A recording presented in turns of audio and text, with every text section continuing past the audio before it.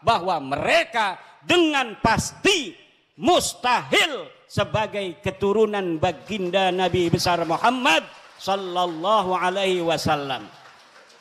Tidak terima, silahkan undang saya untuk berdebat. Kalau tidak terima, mana ente punya dalil? Bismillahirrahmanirrahim. Muhammad Ismail Al-Khalili atau Lora Khalil. Kiai Imaduddin Utsman alih-alih memberi dalil syarat kitab sezaman, malah memberi tutorial sholat istikharah, jawaban untuk tulisan bantahan Kiai Imad. Setelah sekian purnama gara-gara tulisan saya yang menggugat syarat kitab sezaman ciptaan beliau itu, akhirnya Kiai Imad keluar juga dari sarangnya. Sayangnya tulisan bantahan beliau berjudul menanggapi Lora Ismail istikharahlah agar mengetahui apakah Ba'alwi cucu Nabi Muhammad Shallallahu Alaihi Wasallam atau bukan.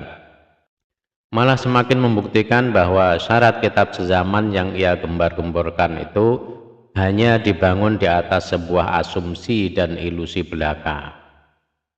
Pertanyaan terpenting yang masih belum bisa dijawab oleh beliau sampai detik ini, apakah kitab sezaman adalah syarat mutlak dan satu-satunya untuk mengkonfirmasi kebenaran suatu nasab? Adakah ulama pakar nasab di dunia ini yang mewajibkan syarat seperti itu untuk mengisbat atau menganulir sebuah nasab? Kiai Imad menuliskan, ya jelas kitab sezaman atau yang mendekatinya adalah syarat mutlak untuk mengkonfirmasi sebuah nasab. Jika tidak, maka nasab itu adalah nasab Sang Kuryang binti Dewi Sumbi. Beliau lalu mengutip dua ibarat dari kitab nasab. Pertama, ibarat dalam kitab Al-Muqaddimat fi Ilmil Ansab karya Syekh Khalil Ibrahim yang jelas-jelas sudah mementahkan pemahaman Kiai Imad dan mengisbat nasab Ba'alawi. Kiai Imad tetap berdalil dengan ibarat dalam kitabnya seakan-akan menggurui si musannif, si pengarang terkait cara memahami kitabnya sendiri. Wah, surutu i'timadir rik'ah alla takuna mukhalifatan lil usul. Pertama, hanya potongan ibarat ini saja yang dinukil Kiai Imad, padahal ibarat lengkapnya adalah sebagai berikut. Nah, ini dibaca sendiri ya. Kedua, ibarat dalam kitab Rosail fi Ilmin Ansab karya Sayyid Husain Haidar Al-Hashimi, Kiai Imad menuliskan, Sayyid Husain bin Haidar Al-Hashimi dalam kitab Rosail fi Ilmin Ansab mengatakan, At-Tariqus Tsani Kutubun Nasabin Al-Abdal. Cara yang kedua menetapkan nasab adalah dengan kitab-kitab para ahli nasab yang abdal. Siapa yang dimaksud dengan kalimat al-abdal? Perhatikan ibarat Sayyid Husain di halaman lain. Al-abdalu humul ladzina bla bla bla bla. Al-abdal adalah mereka yang saling bergenerasi menggantikan sebagian mereka kepada yang lain. Dan di situ saya kembali dibuat geleng-geleng dan berdecak tidak kagum oleh Kiai Imad.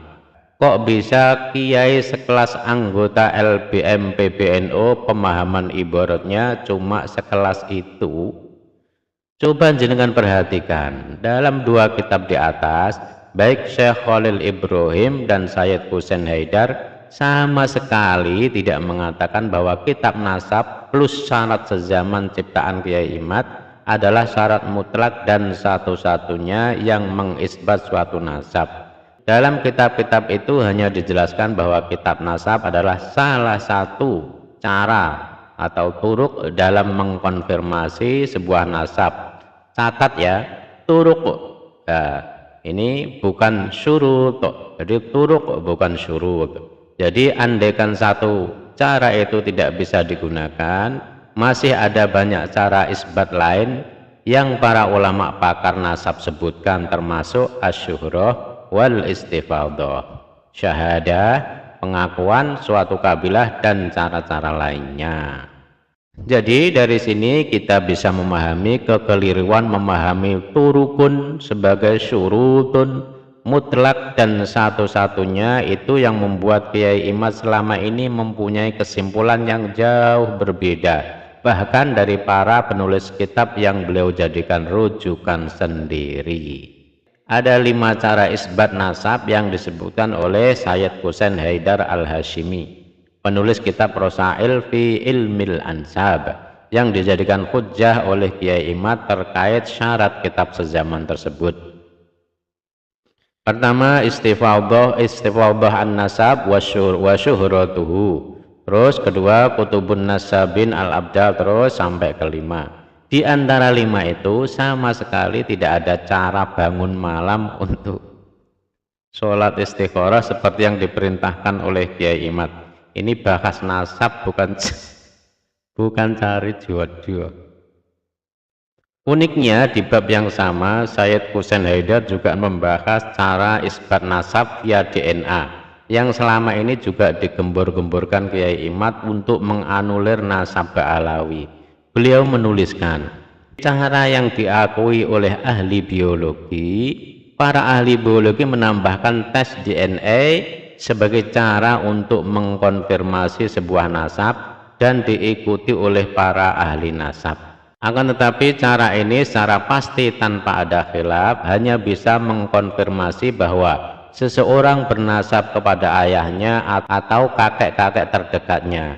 Adapun yang berkaitan dengan nasab-nasab jauh yang lebih dalam dan mengakar, maka cara ini tidak bisa memastikan. Memandang riset dalam hal ini masih permulaan jalan. Karena itu tidak ada teori pasti sampai detik ini yang bisa dijadikan acuan.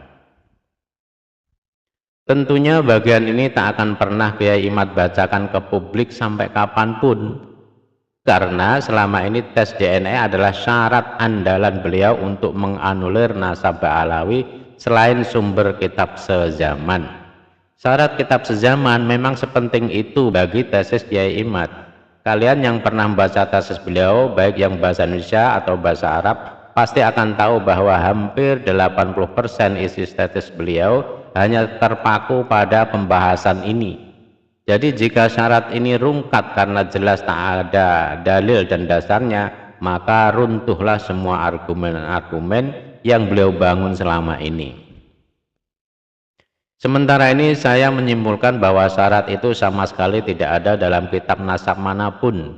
Kiai Imad hanya terinspirasi dari 2 ulama Wahabi rujukannya yang bukan pakar nasab, yaitu Murad Sukri dan Mukbil Al-Waqi'i. Yai Abdul Wahab Ahmad juga pernah menyatakan bahwa pola pikir Kiai Imad itu persis dengan teori tokoh orientalis Joseph Scott. Alasan ketiadaan kitab sezaman untuk membatalkan nasab Sadah Ba'alawi itu sama persis dengan alasan orientalis seperti Scott yang menolak seluruh hadis dengan alasan tidak ada manuskrip sezaman. Kalau Scott menuduh perawi thiqah hanya melakukan projecting back, memproyeksikan ke belakang agar terkesan sanadnya tersambung, maka Imad menuduh para tokoh Ba'alawi thiqah hanya melakukan projecting back hingga terkesan nasabnya tersambung. Nalarnya sama persis dengan pengikut fanatiknya, sama-sama menelannya mentah-mentah. Dalam tulisan bantahannya, Kiai Imad juga tidak berkenan jika pendukungnya saya katakan sebagai muhibbin. Beliau menuliskan, kalimat muhibbin itu konotasinya negatif, yaitu orang yang berkecenderungan terhadap sesuatu bukan karena dalil, tetapi karena suka atau tidak suka. Sedangkan yang setuju dengan tesis saya itu kebanyakan adalah orang-orang yang mengikuti karena dalil bukan karena suka atau tidak suka. Oleh karena itu, jika memang benar kata beliau bahwa pendukungnya adalah para pembaca yang memprioritaskan dalil bukan karena benci atau suka, maka saya sangat berharap para pendukung beliau membaca dengan cermat kitab-kitab rujukan Kiai Imad terkait syarat kitab sezaman berikut ini. Pertama, Al-Muqaddimat fi Ilmil Ansab. Ini bisa di-download PDF-nya di sini. Rosail fi Ilmil Ansab. Lalu Al-Kafi Al-Muntakhab. Silahkan tunjukkan dalilnya di halaman berapa dan paragraf mana para ulama pakar nasab itu mewajibkan kitab sezaman sebagai syarat mutlak dan satu-satunya untuk mengisbat nasab seperti pendapat Kiai Imad. Saya beri waktu mulai sekarang sampai datangnya hari kiamat.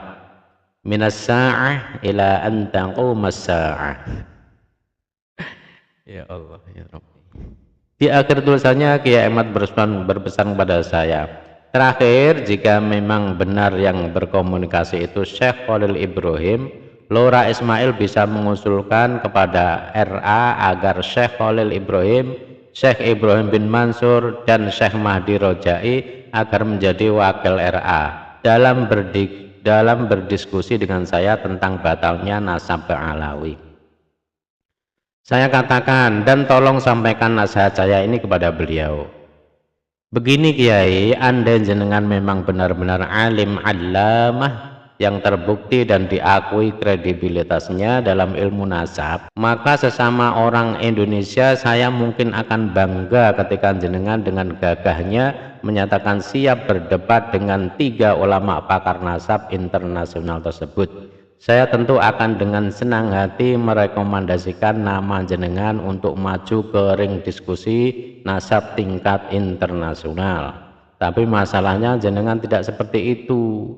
Selain karena ilmu dan pengalaman jenengan dalam dunia nasab masih sangat minim, argumen-argumen jenengan juga banyak bertentangan dengan qawaid para ulama pakar nasab. Pemahaman jenengan terkait ibarat-ibarat dalam kitab nasab juga masih belepotan dan berantakan. Membedakan antara turuq dan syurut saja masih belum bisa kok mau nantangin 3 ulama pakar nasab internasional sekaligus.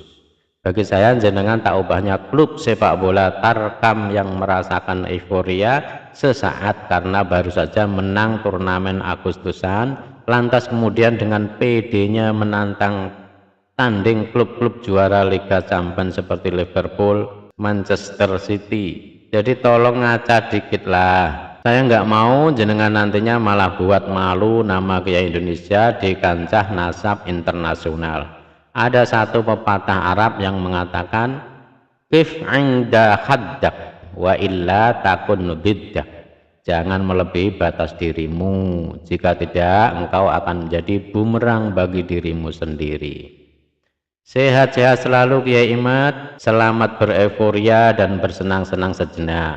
Akan datang suatu hari di mana semua asumsi dan ilusi jenengan tak akan berguna lagi, kecuali bagi mereka yang hatinya sudah terselimuti rasa sakit hati, benci, iri, dan dengki. Sekali lagi untuk seterusnya dan untuk sekian kalinya, kita memang tidak harus berpikiran sama, tapi mari kita sama-sama berpikir. Ismail Amin Khalil, Surabaya, 13 Agustus 2024.